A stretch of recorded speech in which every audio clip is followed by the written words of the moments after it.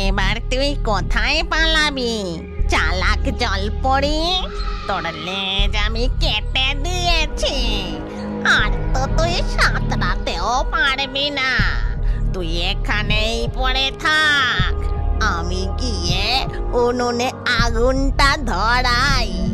এই কথা বলে ডাইনি তার কুঁড়ে ঘরের কাছে গিয়ে মাটির উনুনে আগুন ধরাতে শুরু করে। আগুন ধরে গেলে তারপর উনুনে একটা কড়াই বসিয়ে সে তার কুঁড়ে ঘরে সর্ষের তেল আনতে চলে যায়। এদিকে মণিমালা জলপরি ব্যথায় যন্ত্রণায় কাতরাতে কাতরাতে ধীরে ধীরে নিস্তেজ হয়ে পড়েছে। মা তো এখনো এলো না, আমার খুব ভয় করছে। ওই ডাইনি আমার মাকে বন্দি করেনি তো? আমি একবার জলের উপরে গিয়ে দেখি মা কেন এখনো আসছে না। নিনি তাড়াতাড়ি করে নদীর জলের উপরে গিয়ে দেখে তার মা মণিমালা জলপরীর লেজটি কেটে দু ভাগে ভাগ করে দিয়েছে। এই দেখে মৎস্যকন্যা নিনি কাঁদতে কাঁদতে তার মাকে ডাকতে থাকে। মা, ও মা, তুমি আমার কাছে জলে ফিরে এসো না মা। কি হয়েছে? তুমি কথা বলছো না কেন মা? ওই ডাইনি ফিরে আসার আগে তুমি তাড়াতাড়ি করে নদীতে চলে এসো না মা। মণিমালা জলপরী তার কন্যার কোনো কথারই উত্তর দিতে পারে না। আর এই সমস্ত ঘটনা গাছের ডালে বসে দেখছিল একটি টুনি পাখি। টুনি পাখি তখন উড়ে এসে নদীর পাড়ে বসে আর মৎস্যকন্যা নিনিকে বলে, কষ্ট পেও না মৎস্যকন্যা, তোমার মাকে বাঁচানোর উপায় আমি জানি। টুনি পাখি, তাহলে তাড়াতাড়ি বলো আমায়, আমি কিভাবে আমার মাকে বাঁচাবো? এই জঙ্গলের শেষ প্রান্তে নদীর ধারেই প্রকৃতি দেবী বসবাস করেন।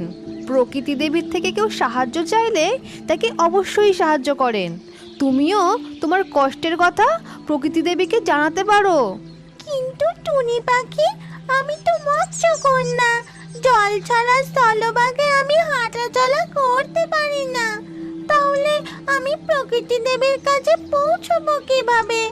আর আমি প্রকৃতি দেবীর কাছে গেলে ততক্ষণে যদি ওই দুষ্টু ডাইনি আমার মায়ের আরো ক্ষতি করে দেয়, তাহলে কি হবে? চিন্তা করো না বন্ধু, এই নদী পথ ধরে তুমি আরও এগিয়ে যাও। এই নদীর ধারেই তো প্রকৃতি দেবী থাকেন, তুমি তার দেখা ঠিকই পাবে।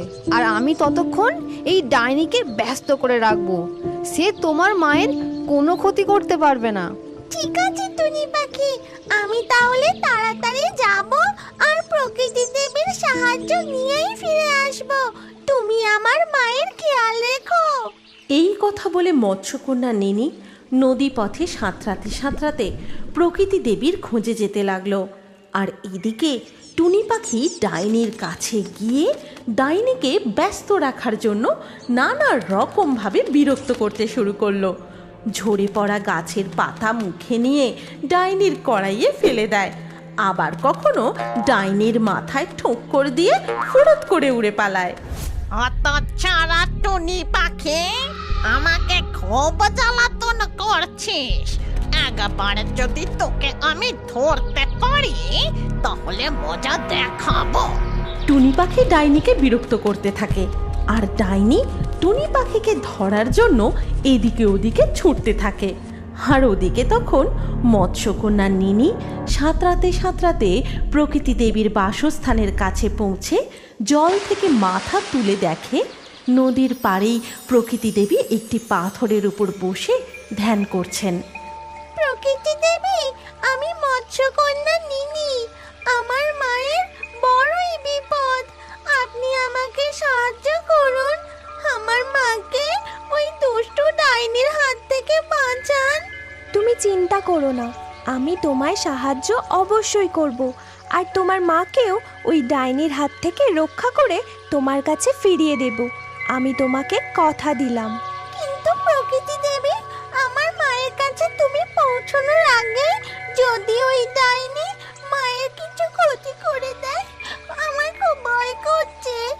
ভয় পেও না মৎস্যকন্যা নিনি, তুমি জলপথে তোমার মায়ের কাছে ফিরে যাও। আমি এক্ষুনি সেখানে পৌঁছে যাচ্ছি। এই কথা বলে প্রকৃতি দেবী অদৃশ্য হয়ে সোজা পৌঁছয় মণি